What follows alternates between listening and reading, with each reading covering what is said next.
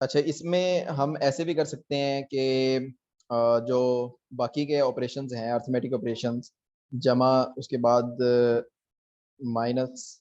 ठीक है, मैं इसको जैसे ही सेव करूंगा तो यहाँ पे आ जाएगा -3। 5 - 8, यानी कि इधर यहाँ पे क्या है, 5, इस x के अंदर जो वैल्यू पड़ी हुई है और y के अंदर ये वैल्यू पड़ी हुई है 8।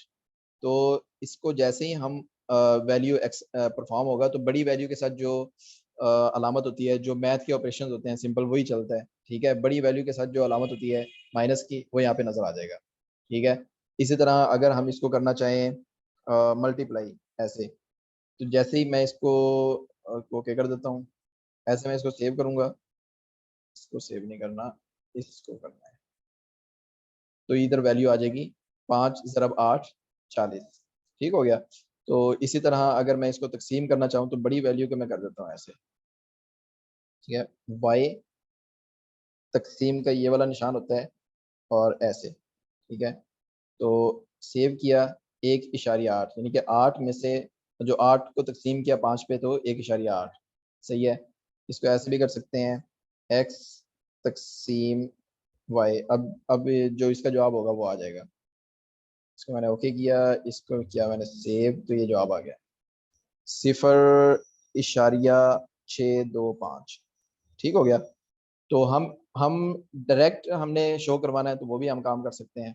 ठीक है, ये काम भी हम कर सकते हैं कि ऐसे यहाँ पे अगर फर्ज किया, मैं लिख देता हूँ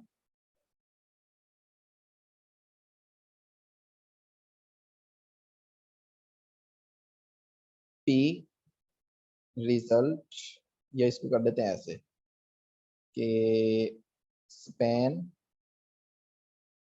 रिजल्ट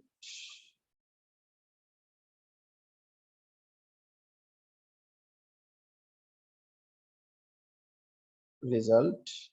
और मैं यहाँ पे एक और स्पेन डाल देता हूँ और मैं इसकी आईडी रख देता हूँ रिजल्ट।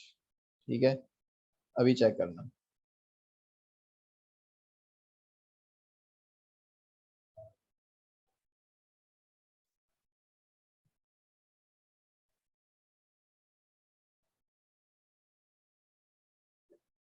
इसको किधर गया, सेव किया, तो एक दफ़ा चलेगा, यहाँ पे आ गया रिजल्ट। ठीक है, यहाँ पर मैं क्या करता हूँ, document dot gate element by ID result. ठीक है, और उसका जो इनर एचटीएमएल है वो बराबर हो जाए रिजल्ट के। ठीक है, ये मैंने कर दिया सेव। अभी आप देखें रिजल्ट 0.2। अब मैं इन वैल्यूज को भी चेंज करता हूँ, जैसे मैं इधर कर देता हूँ 8। ठीक है, तो अब यहाँ पे ऐसे कर सकते हैं, मल्टीप्लाई करेंगे। तो सेव किया, अब आप देखें 8 × 8 ऐसे रिजल्ट आ गया उसका। ठीक है, तो इस तरह जो है ना वो ये दो स्पैम, दो एलिमेंट मैंने लगाए। ठीक है, और एक को मैंने आईडी दे दी। उस आईडी के हिसाब से मैं अब क्या कर रहा हूँ, उसके जो चीज़ें हैं वो, मतलब जावास्क्रिप्ट से उसकी वैल्यू तब्दील कर रहा हूँ। ठीक है, तो ये काम ऐसे भी किया जा सकता है, मिसाल के तौर पे बटन बनाए जा सकते हैं। ठीक है, यहाँ पे मैं कहता हूँ जैसे बटन। ठीक है, इसको मैं कह देता हूँ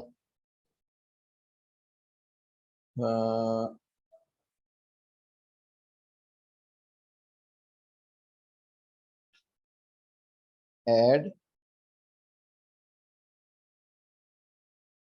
ठीक है, यहाँ पे मैं एक और बटन लगाता हूँ, इसको मैं कह देता हूँ subtract.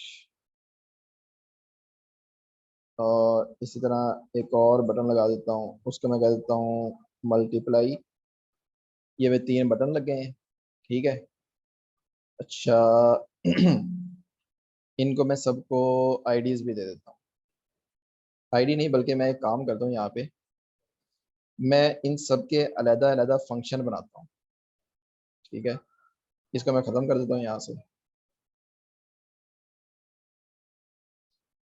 Function add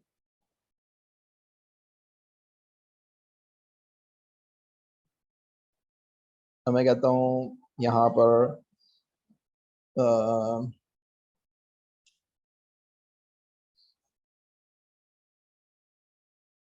document dot gate element by ID result, वो जो हमने रिजल्ट वाला एक बनाया था स्पैन, ठीक है, उसका जो इनर HTML है वो बराबर हो जाए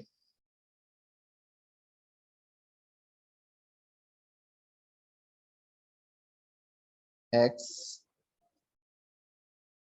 जमा y के, ठीक है। यहाँ पे x लेट x और लेट y। ये थोड़ी सी गड़बड़ हो गई है यहाँ पे। अच्छा ठीक है, हुआ ये है कि हमने उसको पहले ही डिक्लेयर कर दिया होगा, तो सही है।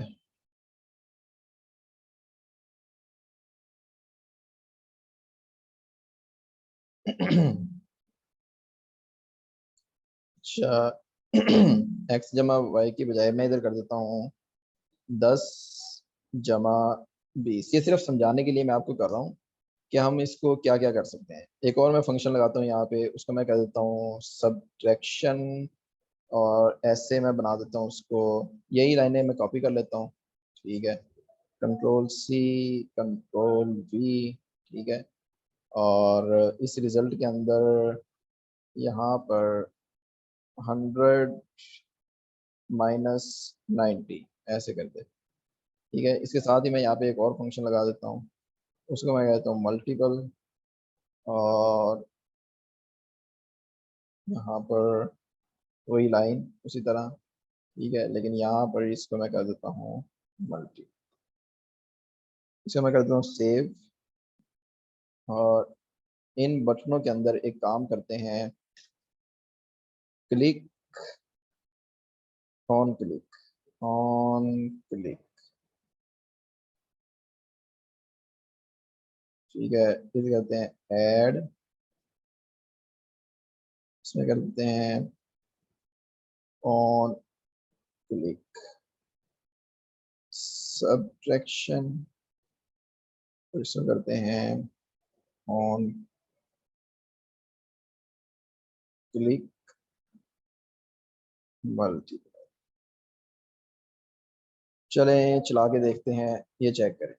जैसे मैं सब्ट्रैक्शन पे क्लिक करता हूँ, ठीक है, तो उसकी जो वैल्यूज हैं, जैसे सब्ट्रैक्शन वाली हमने डाली थी 100 में से 100 तकसीम 100, 100 तफरीक 90, यानी 100 सब्ट्रैक्टेड बाय 90, ठीक है। उसके बाद अगर हम मल्टीप्लाई वाला देखें 10 × 20, तो जब इसको दबाएंगे तो उसने उसका जवाब दे दिया, ठीक है। यानी डायनामिकली हम उसमें चीज़ें जो है ना वो तब्दील कर सकते हैं। तो अभी तक हमने क्या क्या चीज़ें देख ली हैं। आइडेंटिफायर्स, यानी हम वेरिएबल्स के नाम कैसे रख सकते हैं, उनका रखने का तरीक़ेकार क्या होता है, ठीक है। और लेट और बार हमने देखे कि ये दो चीज़ें हैं कि लेट से भी हम उसको डिफाइन कर सकते हैं, और बार से भी, ठीक है। हम अर्थमेटिक ऑपरेशन जो है ना वो उस पर कर सकते हैं। अच्छा, उसके बाद जो है ना वो हमने इसमें देखा कि ये फंक्शन वाला ना, इसको अभी आप सिर्फ देखने की हद तक, यानी उसको देखें, उसको हम जो है ना वो मैं आपको ये चीज़ें समझाऊंगा कि ये क्या होती है, ये चीज़ें मतलब किस तरह काम करती हैं, ठीक है। फिलहाल आप इससे प्रैक्टिस करें और उसको हाथ से करके देखें। अच्छा, उसके बाद हमने ये एक और, इसमें ना कुछ ऑपरेशंस होते हैं, ठीक है। जैसे उसको सिंटैक्स, उसको लिखने का तरीका हमने देखा कि कैसे हम किसी वेरिएबल को लिखते हैं और उसको डिफाइन करते हैं, उनकी वैल्यूज़, ठीक है। लिटरल्स होती हैं ऐसी वैल्यूज़, यूँ समझ रहे हैं कि जो उसका जवाब आता है। मिसाल के तौर पे ये जो हमने चीज़ लिखी, इसका जो जवाब आएगा उसको लिटरल्स कहते हैं, ठीक है। नंबर्स या जो उसके वेरिएबल्स जो होते हैं, या वो कोई क्या कहते हैं, स्ट्रिंग भी हो सकती है। मिसाल के तौर पे मैं यहाँ कहता हूँ कि रिजल्ट ऑफ मल्टीप्लिकेशन, ठीक है, ये एक स्ट्रिंग है। जैसे ही मैंने इसको सेव किया और ये मैं यहाँ पे दबाता हूँ तो ये रिजल्ट में जो चीज़ आई है ये एक लिटरल है, ठीक है, मतलब एक वैल्यू है, सही है।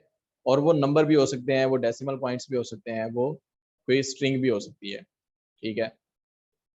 उसके बाद हमने वेरिएबल्स देखे, वेरिएबल को डिफाइन करने का वेरी वार और लेट तो हमने देख लिया। एक ये कॉन्स्ट क्या चीज़ है, ये जैसे मैंने आपको बताया था कुछ ऐसी वैल्यूज होती हैं जो तब्दील नहीं होती, जिस तरह पाई की वैल्यू होती है, ठीक है। तो अगर ऐसे हमने कोई काम करना हो, मिसाल के तौर पे मैं ये कहता हूँ कि यहाँ पे मैं एक रूल डिफाइन कर दूं कि कॉन्स्ट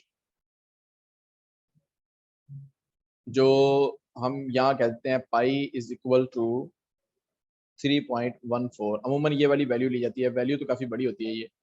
तो ये वैल्यू अब जो पी आई के नाम से है ना, इसको दोबारा कहीं आगे डिफाइन किया जा सकता है। मिसाल के तौर पे हम जब इस तरह करेंगे उसको पी आई, तो उसमें एक एरर आ जाएगा। एरर क्या होगा कि वो कहेगा कि भाई ये देखें, कैन नॉट री डिक्लेयर एक ब्लॉक स्कोप वेरिएबल पाई, क्योंकि वो पहले से डिफाइन हो चुका है, पहले से उसको कर दिया गया है, ठीक है।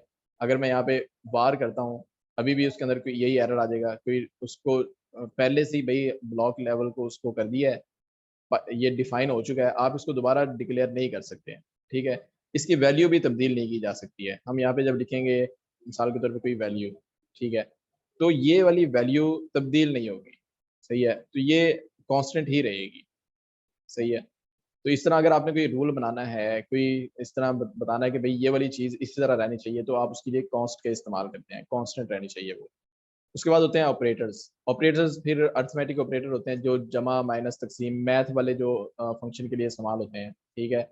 असाइनमेंट ऑपरेटर होता है ये जो बराबर का निशान होता है, यानी इस बराबर के निशान के जब हम ये लिखते हैं ऐसे कि सम या रिजल्ट बराबर है एक्स जमा वाई दिया गया, ठीक है। तो ये जो ऑपरेटर आया है, इसके जो लेफ्ट साइड पे जो चीज़ होती है वो आइडेंटिफायर होता है, ठीक है।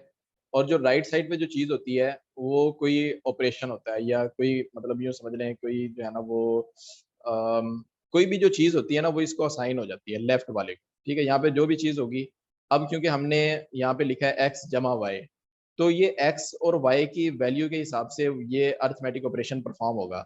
मिसाल के तौर पे हमने पहले तो लिखा था x इज इक्वल टू 5 और y इज इक्वल टू कोई भी वैल्यू लिखी थी, तो हम अगर ऐसे करेंगे, फर्ज किया let x is equal to A B C, ठीक है, और let y is equal to ऐसे कर देंगे, ठीक है। या ए बी सी के बजाय मैं इसमें कर लेता हूँ कोई नंबर 100 कर लेता हूँ, ठीक है। तो अब क्या होगा, अभी आप चेक कर लेते हैं क्या होगा आपके सामने। होना तो ये चाहिए कि वो जमा हो जाए, ठीक है, मतलब हमें तो ये नजर आ रहा है कि 100 और ये वाला जो वैल्यू है ये जमा हो जाए, नजर नहीं आएगी। मैं इसको नजर आने के लिए क्या एक यहाँ पे ले आता हूँ ये वाली चीज, कंट्रोल सी कि जो ये वाला मतलब ये वाली जो वैल्यू है इसकी जगह पे ये रिजल्ट आना चाहिए डायरेक्ट इसका, बगैर कोई बटन दबाए। यहाँ पे मैं लिख देता हूँ सम। जैसे मैंने सेव किया, अब ये देखें यहाँ पे हुआ क्या है कि ये वाली जो वैल्यू लिखी थी 100, वो उसी तरह लिखी आ गई है, सही है। और जो उसके बाद वाली वैल्यू थी वो उसी तरह आ गई है। हुआ क्या है कि ये जो पहली वैल्यू है ये स्ट्रिंग है, ठीक है। और जो स्ट्रिंग वैल्यू अगर आ जाए इन दोनों कोई किसी अर्थमेटिक ऑपरेशन के अंदर इस तरह अगर स्ट्रिंग वैल्यू आ जाए जमा के, तो वो क्या करेगा, कॉन्कैटिनेशन का अमल परफॉर्म हो जाएगा, यानी जोड़ना, ठीक है। जो भी वैल्यूज होंगी वो आपस में जुड़ जाएंगी, जमा नहीं होंगी, जुड़ जाएंगी, ठीक हो गया। इसी तरह अगर पहला एलिमेंट नंबर हो और दूसरा कोई स्ट्रिंग हो तो भी वो आपस में जुड़ जाएगा। हाँ, अगर ऐसे हो, मिसाल के तौर पे मैं यहाँ पे एक और वेरिएबल लेता हूँ, let z is equal to, यहाँ पे मैं कोई नंबर ले लेता हूँ ऐसे 98। तो हम एक काम करते हैं, पहले z, जैसे ही अब z जमा y करेंगे तो ये प्लस हो जाएगा आपस में, ठीक है। मैं यहाँ पे कोई आसान सी वैल्यू ले लेता हूँ, जैसे मैं यहाँ पे 2 ले लेता हूँ, तो ये 100 हो जाएगा, ठीक है। और इसके बाद अगर हम ये काम करेंगे ऐसे x ले आते हैं, यानी कि जो वैल्यू हमारी स्ट्रिंग थी वो ले आते हैं। जैसे मैं इसको सेव करूंगा, देखिए 100 जो पहली जो वैल्यू थी नंबर वाली वो जमा हो गई आपस में, और जो बाकी स्ट्रिंग जहाँ पे आई वो ऐसे ही जुड़ गई है। अगर स्ट्रिंग आ जाए दरमियान में तो क्या होगा, तो वो कोई भी अमल यानी कि जो जमा या माइनस वाला जो भी अमल है वो परफॉर्म नहीं होगा, ये ऐसे आ जाएगा। पहला 98, ठीक है, दूसरा 100 और 2। सही है।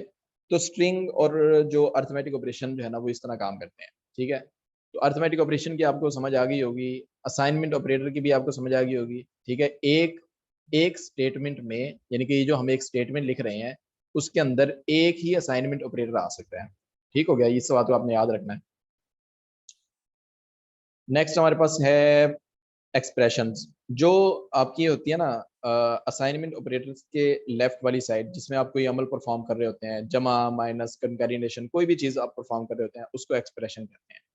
ठीक हो गया। अच्छा, इसको जैसे उसने यहाँ पे लिखा है, हम यहाँ पे डायरेक्ट वैल्यूज भी लिख सकते हैं, वेरिएबल भी लिख सकते हैं, वेरिएबल और वैल्यू भी लिख सकते हैं। मिसाल के तौर पे हम यहाँ पे ये काम भी कर सकते हैं, एक्स जमा 100 और इस तरह करके, ये चेक करना है अभी। जैसे मैंने इसको सेव किया, यहाँ पे 200 आ गया है, क्योंकि क्योंकि z जो है, z की वैल्यू 98 है, y की वैल्यू 2 है और एक 100 आ गया। ठीक हो गया, तो हम उसको डायरेक्ट वैल्यू भी उसमें हम लिख सकते हैं। ठीक है। अच्छा, कुछ कीवर्ड्स होते हैं जिनको आप हमेशा उनके काम के लिए इस्तेमाल करते हैं। मिसाल के तौर पे वेरिएबल को डिफाइन करने के लिए var या let का कीवर्ड इस्तेमाल करते हैं। उसके अलावा कुछ और कीवर्ड्स होते हैं, जैसे अगर मैं आपको दिखाना चाहूँ स्टेटमेंट के अंदर, जैसे ये है। ठीक है, इनका कुछ खास काम होता है, इनको आप अपने जो है ना वो अपने वेरिएबल की आइडेंटिफिकेशन के लिए नहीं इस्तेमाल कर सकते। ठीक है, जैसे ये वार है या लेट है या कांस्टेंट है, ये तीनों वेरिएबल बनाने के लिए इस्तेमाल होते हैं, लेकिन उनका थोड़ा सा डिफरेंस होता है। ठीक है, वो क्या डिफरेंस होता है वो जब हम आगे करेंगे ना तो इंशाल्लाह आपको समझ आ जाएगी। फिर ये इफ है, कंडीशनल स्टेटमेंट, कुछ चीज़ों को चेक करने के लिए कि अगर, ठीक है, अगर ये वाली वैल्यू है तो ये काम करें। मिसाल के तौर पे एक अमूमन जो है ना वो मिसाल दी जाती है, जैसे एक शादी हाल है। ठीक है, तो वहाँ पे दरवा मेन गेट पे जो है ना अमूमन जो हमारे माशरे में चलता है, कुछ लोग खड़े होते हैं, जैसे ही लोग जाते हैं, जैसे कोई औरत होती है तो वो कहते हैं कि भाई ये इसका ये वाला दरवाजा है, ठीक है, दूसरा दरवाजा, जैसे ही कह लेते हैं दाएं साइड पे है। अगर कोई बंदा आता है तो उसको कहते हैं भाई मर्दों का जो है ना वो बाएं साइड पे है। ठीक है, तो वो जो बीच में बंदा खड़ा है ना वो अगर का काम कर रहा है, वो ये चेक कर रहा है कि कौन आ रहा है, तो ये अगर वुमन तो राइट साइड पे, और अगर मैन, ठीक है, तो वो लेफ्ट साइड पे।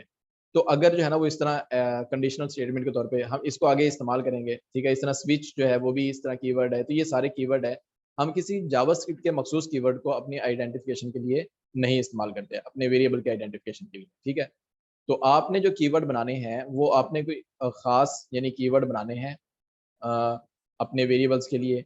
उनकी ये नेमिंग कन्वेंशन है। ठीक है, आप उनको अंडरस्कोर के साथ इस तरह लिख सकते हैं, या आप उसको पास्कल केस, कैमल केस में यानी उसको इस तरह लिख सकते हैं कि दो वर्ड हैं तो पहले दोनों के जो पहले हरूफ हैं वो बड़े होने चाहिए, जैसे लास्ट नेम में एल बड़ा है, नेम में एन बड़ा है, इस तरह करके। ठीक है, लोअर केस में आप जो है ना वो इस तरह के नाम रख सकते हैं। ठीक है, ये नाम आप नहीं रख सकते, मैंने आपको पहले बताया, हाइफन के साथ। ठीक है, क्योंकि जो नेगेटिव जो माइनस जो ये वाला डैश है ये माइनस के लिए इस्तेमाल होता है प्रोग्राम इसमें अर्थमेटिक ऑपरेशन के तौर पे। ठीक हो गया, तो उसके बाद ये चीज़ें आपने चेक कर लेनी है। ठीक है, जावास्क्रिप्ट के साथ साथ जो है ना वो मैं उसमें करवाता जा रहा हूँ। फिर इसके अंदर हम कमेंट्स भी करते हैं।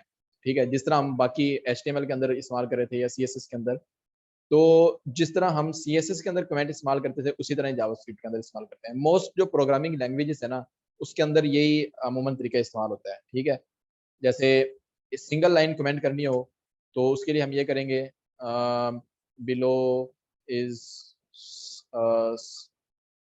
Arithmetic operations. ठीक है, ऐसे मतलब कुछ ऐसे लफ्ज जो हम अपनी याददाश्त के लिए लिखना चाहते हो, कुछ लाइंस, तो वो हम यहाँ पे लिख सकते हैं ऐसे करके। अगर कुछ मल्टीपल मल्टीपल लाइंस का कोड लिखना है तो आप क्या करेंगे, फॉरवर्ड स्लैश, और यानी हम ये क्योंकि हम ब्राउजर ये वाला इस्तेमाल कर रहे हैं तो ये ऑटोमेटिकली काम करता है। जैसे मैंने फॉरवर्ड स्लैश लगाया ऐसे, सॉरी, एक फॉरवर्ड स्लैश और ये वाला निशान डबल। ठीक है, तो उसने हमें ये बना के दे दिया कि ये जनाब इधर आप कर सकते हैं। तो यहाँ पे हम मल्टीपल लाइंस का कमेंट्स कर सकते हैं। मिसाल के तौर पर हम बता सकते हैं कि इस कोड को लिखने वाला ऑथर कौन है, ठीक है, ठीक है, ABC। यहाँ हम बता सकते हैं कि ये कब लिखा गया, डेट लिख सकते हैं, ठीक है। पर्पस उस कोड का लिख सकते हैं कि भाई ये पर्पस था इसका, आपने हाँ अगर आपने चेंजेस करनी है तो आप क्या काम करेंगे, इस तरह करके, ठीक है। ये मल्टीपल लाइन्स का कमेंट हम यहाँ कर सकते हैं। हम कोई लाइन नहीं चलाना चाहते इसमें से, ठीक है, तो वो काम भी हम कर सकते हैं। मिसाल के तौर पे हम यहाँ कह सकते हैं भाई,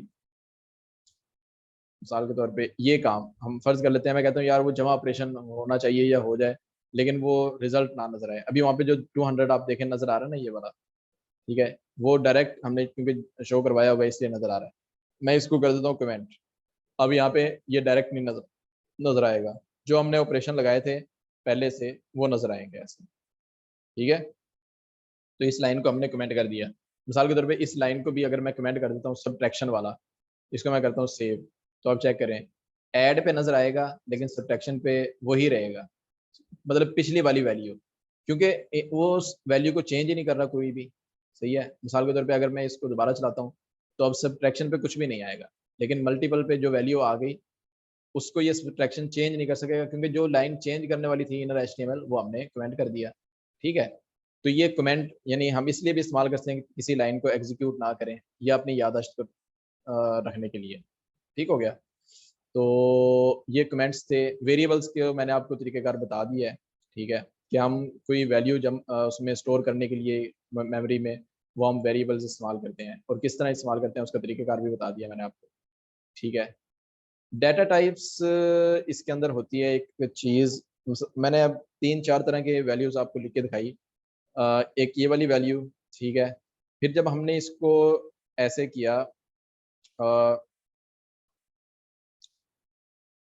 अभी चेक कीजिएगा, मैं इसको कहता हूँ सेव।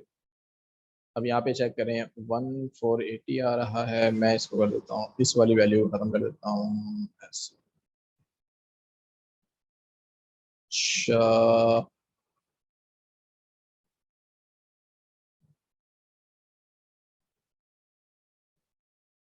सही है, उसने तो ये वैल्यू आनी है। मैं इसको कर देता हूँ कोई ये वाला नंबर, अभी चेक किए, यहाँ पे आ गया 49 पॉइंट। अब ये जो पॉइंट वाली वैल्यू है ये अलग एक डाटा टाइप, ये डेसिमल किस्म की डाटा टाइप होती है, ठीक है। एक इंटीजर होते हैं जो सिर्फ नंबर होते हैं, एक जिसमें डेसिमल आते हैं, फिर एक ये होते हैं जिसमें स्ट्रिंग आती है, ठीक है, ठीक है। तो ये 2-3 तरह की इसमें डाटा टाइप्स भी होती हैं। उसको हम अलग अलग कैसे हैंडल कर सकते हैं वो नेक्स्ट हम किसी लेक्चर में सीख लेंगे, ठीक है। वेरिएबल को डिक्लेयर करने का तरीका, हम वार लिख के भी डिक्लेयर कर सकते हैं और लेट लिख कर भी डिक्लेयर कर सकते हैं। डिक्लेयर करने के बाद उसकी वैल्यू डालना होती है, ठीक है, जिस तरह हमने यहाँ पे किया हुआ है। डिक्लेरेशन के अंदर भी वैल्यू डाल सकते हैं जिस तरह हमने यहाँ किया। इसको ये काम भी कर सकते हैं कि इसको डिक्लेयर पहले कर लिया जाए, जैसे मैं यहाँ कर लेता हूँ वार वाई, डिक्लेयर कर लिया पहले, उसके बाद जैसे, अच्छा ये होता ये है, मैंने जिस तरह हम पहले हम एक प्लॉट की मिसाल ले रहे थे कि जैसे ही हम वेरिएबल को डिक्लेयर करते हैं, कोई बंदा जाके प्लॉट लेता है हाउसिंग सोसाइटी में, तो वो प्लॉट का नंबर उसके लिए असाइन हो जाता है कि भाई इसका ये वाला प्लॉट है, ठीक है।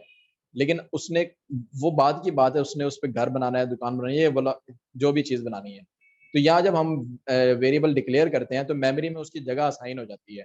जब उसको बाद में कोई भी वैल्यू हम देते हैं तो वो वाली वैल्यू मेमोरी में उस जगह पे जाके स्टोर हो जाती है। जैसे हमने ये 2 लिखा तो ये मेमोरी के ऊपर जो जगह थी उसकी वहां पे जाके स्टोर हो गई, ठीक है। तो ये चीज़ होती है।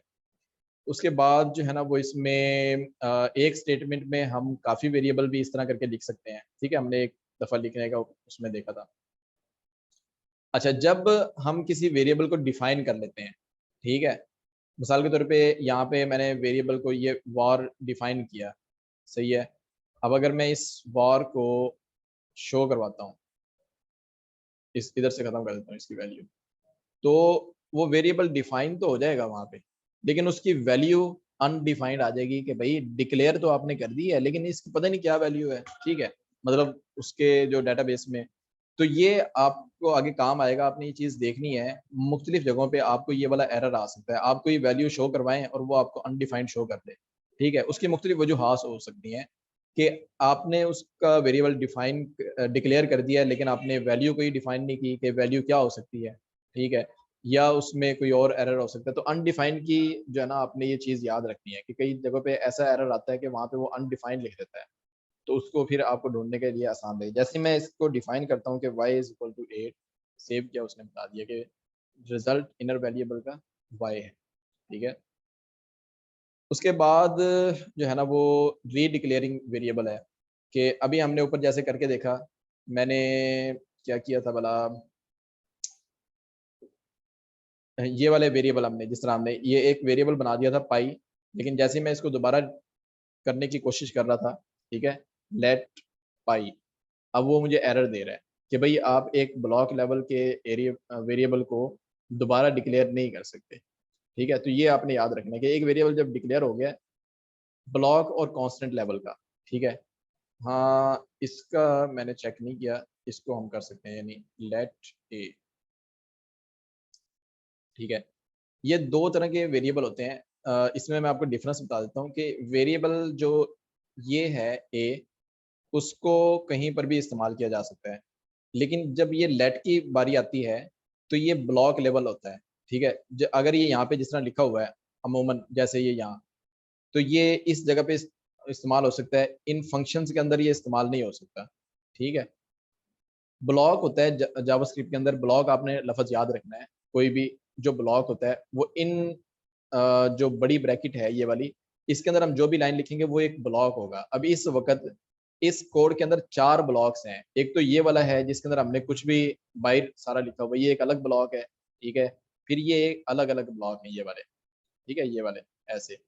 तो लेट जो है वो ब्लॉक लेवल वेरिएबल को डिफाइन करता है। ठीक है, जैसे अगर हमने यहाँ पे डिफाइन कर दिया इसे, अब अगर मैं दोबारा यहाँ पे लिखूंगा लेट ए, ठीक है, तो होना तो इसको एरर देना चाहिए, लेकिन ठीक है, तो ये इस तरह इसका स्कोप यहीं तक रहेगा। ठीक है, ब्लॉक लेवल के अंदर कि लेट ए हमने इसको डिफाइन कर दिया, फिर आगे जब हम इसको डिफाइन करेंगे और उसको वैल्यू असाइन करने की कोशिश करेंगे तो वो वहाँ पे रोला डाल देगा कि भाई नहीं, मैं पहले से डिक्लेयर शुदा हूँ। ठीक है, अच्छा, इसमें कुछ फिर अर्थमेटिक ऑपरेशन आ जाते हैं, वो अभी हमने करके देख लिए हैं। अगर स्ट्रिंग होगी तो वो उसको कंकैटिनेट कर देगा। ठीक है, अगर शुरू में स्ट्रिंग आ जाएगी तो वो उस सबको ही कंकैटिनेशन कर देगा। ठीक है, डॉलर साइन फिर अंडरस्कोर हमने करके देखा। उसके बाद आ जाते हैं लेट को हमने करके देख लिया। ये सारी चीज़ें, ये जो चीज़ें हैं ना, आपने अच्छी तरह इनको देख लेना है। ठीक है, रीड कर लेना है, एग्जाम्पल देख लेनी है, आपने करके देख लेना है इनको। कांस्टेंट का हो गया है। ठीक है, उसके बाद आ जाते हैं ऑपरेटर्स। ऑपरेटर्स होते हैं अर्थमेटिक ऑपरेटर्स, जिससे हम मैथ के काम करते हैं, एडिंग मल्टीप्लाइंग। ठीक है, ये चीज़ें हैं। अच्छा, एक ये ऑपरेटर होता है जिसको कहते हैं एक्सपोनेंशिएशन, मतलब इस तरह कहते हैं। ये मैथमेटिक का है, मुझे नहीं पता ये क्या काम करता है, आपने ये डिफाइन करना, आपने खुद इसको ढूंढना है कि ये क्या काम करता है। ठीक है, ये सारे ऑपरेटर आपने इस्तेमाल करके देखने हैं, मैं आपको इनके असाइनमेंट्स दूंगा। ये होता है इनका तो आपको पता ही है। ठीक है, जमा माइनस मल्टीप्लाई और ये डिवाइड, इसका आपने खुद ढूंढना है ये क्या होता है। ये मैं आपको बता देता हूँ कि ये क्या करते हैं। ये होता है मॉडुलस, डिवीजन और रिमाइंडर। मिसाल के तौर पे मैं यहाँ पे वैल्यूज लेता हूँ, ये y के अंदर 8 है और z के अंदर 99 है। तो अगर हम करेंगे इस ऑपरेटर को इस्तेमाल, मैं इस सम की जगह पे रिजल्ट लिख देता हूँ और यहाँ पे शो करवा देता हूँ RES। ये ऑपरेटर जो है रिमाइंडर वाला मॉडुलस वाला, ये काम करता है कि इस वैल्यू को इस पे तकसीम करता है और जो रिमेनिंग वैल्यू होती है वो इसके अंदर डाल देता है। ठीक है, मैं आपको शो करवाता हूँ। अच्छा, 99 को हम 8 पे तकसीम कर रहे हैं। ठीक है, 8 की बजाय 2 पे कर लेते हैं। आपने देखा था पहले इसका क्या आंसर आया था, 44 49.5। ठीक है, अब चेक करते हैं क्या इसका आंसर आएगा। जैसे मैंने इसको सेव किया, इसका आंसर क्या आया 1।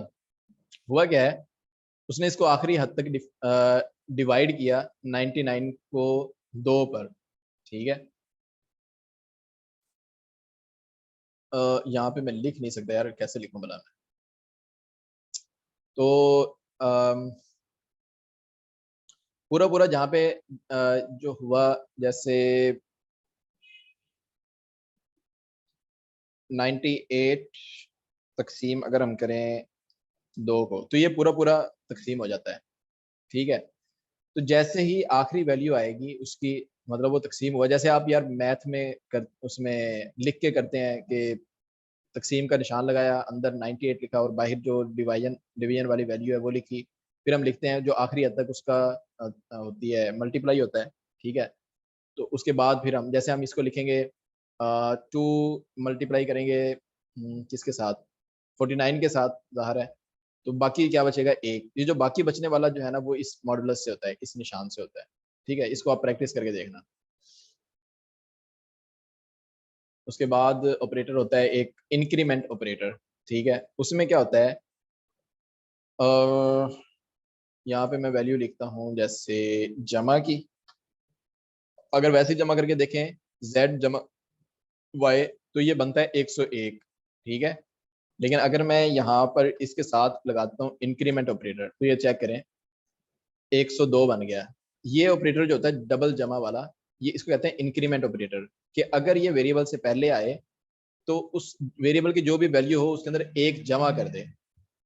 ठीक है, और इसका एक और ये होता है कि अगर वेरिएबल के बाद आए तो पहले वेरिएबल की वैल्यू जो भी होगी वो उसको असाइन करते हैं इस असाइनमेंट ऑपरेटर से। ठीक है, और बाद में उसके अंदर एक इंक्रीमेंट कर दे। ठीक हो गया।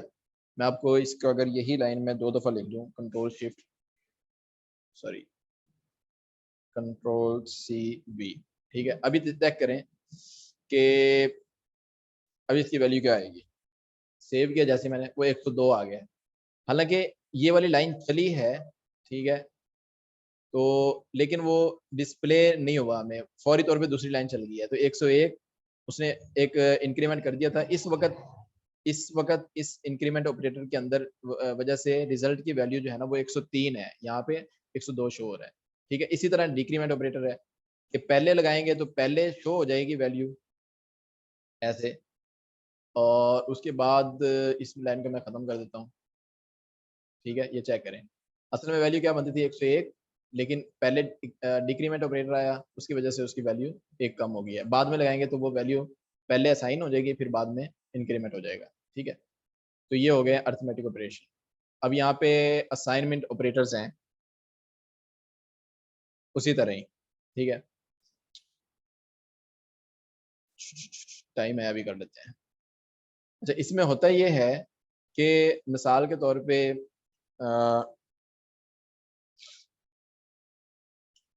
पे आपको ज़रूरत पड़ जाती है एक ही मतलब वेरिएबल को बार बार जमा करने की या वैल्यू कम करने की।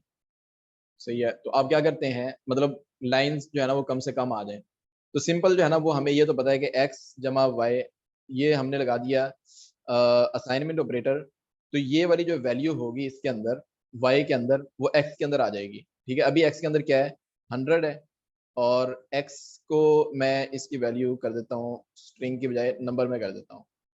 ठीक है, x की खुद की वैल्यू क्या है 100, लेकिन यहाँ पर हमने उसको कहा कि x जो है ना वो बराबर है y के, यानी y की ये राइट साइड पे जो भी वैल्यू हो वो इसके अंदर आ जाए x के अंदर। तो क्या होगा, ऐसे ही होगा, x x की वैल्यू तब्दील हो जाएगी। चेक करें, अभी हमने उसको दिया था x को 100, लेकिन आ क्या रहा है 2, तो वो y की वैल्यू यहाँ पे जाके वो हमें शो करवा रहा है। ठीक है, इस तरह एक असाइनमेंट ऑपरेटर होता है जमा बराबर। ठीक है, अब इसमें क्या होता है कि x की वैल्यू क्या है 100। ठीक है, तो ये अब ये जमा होगी y के अंदर और वो जो टोटल होगा वो x के अंदर आ जाएगा। ठीक है, y की वैल्यू क्या है 2, तो अब जैसे ही मैं इसको सेव करूंगा वो आप चेक करें 102 हो गया। ठीक है, इसी तरह बाकी के ऑपरेटर, जैसे मैं अगर इधर माइनस बराबर लगाता हूँ तो y की वैल्यू क्या है 2।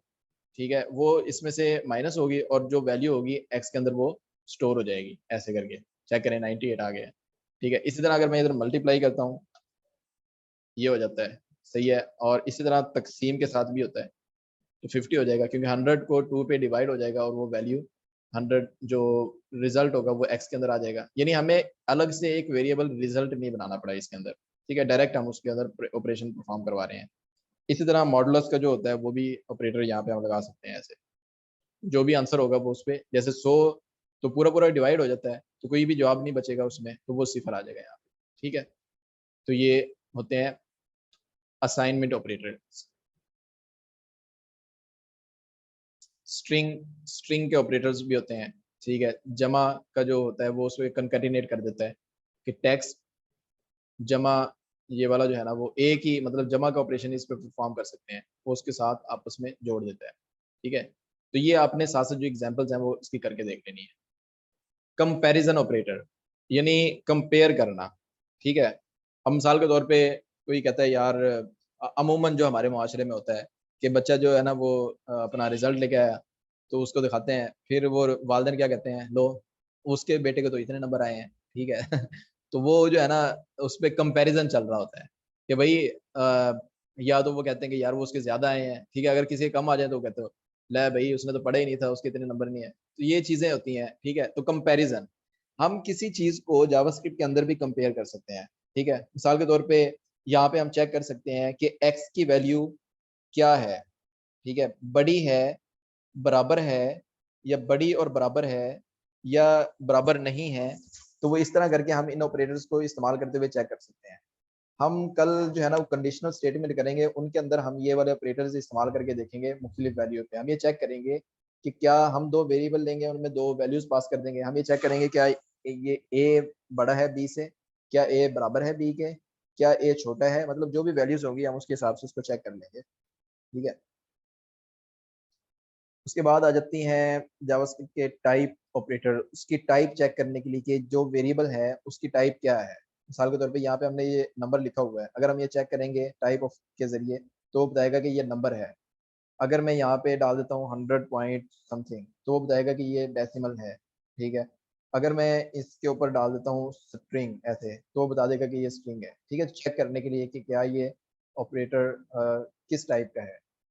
सही है, नेक्स्ट उसके अंदर ये कुछ ऑपरेटर्स आते हैं, इस थोड़े से कॉम्प्लिकेटेड हैं, ये इसको हम बाद में कर देंगे। तो आसान आसान चीज़ें जो आपने की भी हुई हैं मैथ के ज़रिए वो मैंने जो है ना वो करवा दी हैं। फिर ये दोबारा यहाँ पे अरिथमेटिक वही है, मतलब ये बने हुए हैं असल में सेक्शन इसके।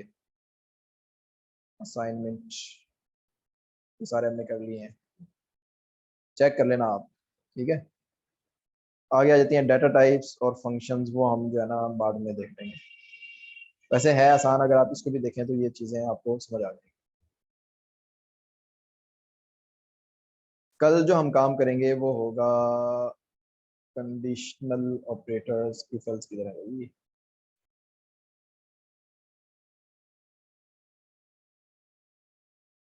उसमें यहाँ पे होना चाहिए इसको if else। खैर ये रहे। ठीक है, हम ये काम करके देखेंगे इसके अंदर। अच्छा, अब आपने अपना ज़हन बना लेना, जिस तरह अभी मैंने ये चीज़ें आपको करके दिखाई हैं। ठीक है, जैसे ये जमा माइनस के ऑपरेशन, तो एक सादा सी एप्लीकेशन कल वाला जो है ना हम ऑपरेशन करके ना हम बटन्स के ऊपर जिस तरह मैंने ये बटन लगाए। ठीक है, इस तरह हम एक कैलकुलेटर बना के देखेंगे। हम एक इनपुट बनाएंगे, इनपुट फील्ड फॉर्म जिस तरह हम बनाते थे एचटीएमएल का। ठीक है, उसको कनेक्ट करके देखेंगे कि हम उस इनपुट फील्ड के अंदर डाटा कैसे ले सकते हैं, और वो इस तरह जो है ना वो रिजल्ट के साथ हम किस तरह उसको डिस्प्ले करवा सकते हैं। ठीक है, तो मिलते हैं इंशाल्लाह कल के लेक्चर में, कल या परसों। उम्मीद है मैं आपको बता दूंगा कि कल लेक्चर हो गए हैं। ठीक है, कोशिश करेंगे कि अब हर रोज हो, छोटी छोटी चीजें हम करते रहें। तो मिलते हैं इंशाल्लाह। अल्लाह हाफिज़, अस्सलाम वालेकुम।